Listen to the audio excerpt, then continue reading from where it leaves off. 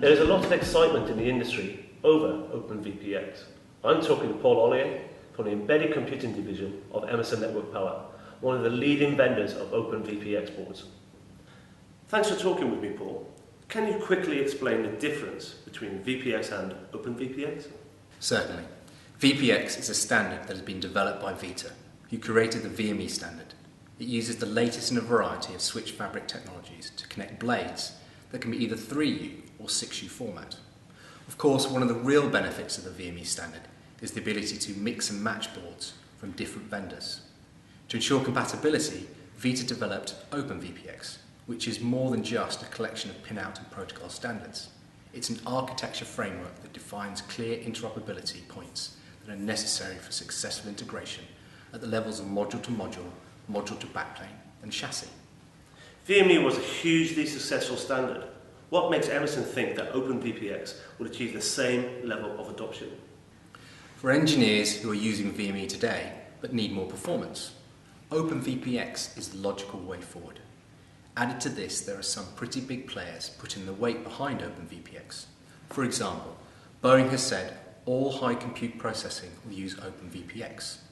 So there's some real momentum behind the standard.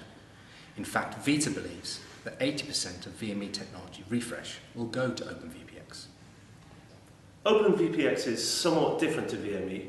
What do you think will really please engineers who migrate to the new standard? Apart from the obvious benefit of enhanced performance, I really like the way that it reconciles the role of switch fabrics and communication planes. You don't have to pick one approach or the other, as you use both. The data plane is flexible and can be provisioned to use either rapid I/O or 10 gigabit Ethernet, whichever is more appropriate.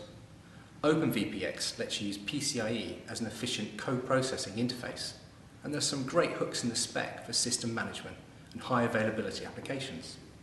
And why do you think Emerson will be a major player in the Open VPX market? VME's been around for 30 years, and we've been involved in the technology since its early days. Emerson's Embedded Computing Division has been built by some of the biggest industry's names joining forces. In the past, we acquired companies such as Force Computers, Motorola Computer Group, and Hurricane. This means we have some of the best designers and production teams in the industry, which gives us an understanding of the standards, and more importantly, the requirements of customers' applications. You've got a huge range of VME products. Do you anticipate a similar level of support for Open VPX boards? Our Open VPX products fit into three categories: Intel-based processing boards, PowerPC-based processor boards, and system management switches. We're developing a comprehensive portfolio of products in each of these categories, and we're releasing new products all of the time. How can customers find out more? The best thing would be to talk to ACAL.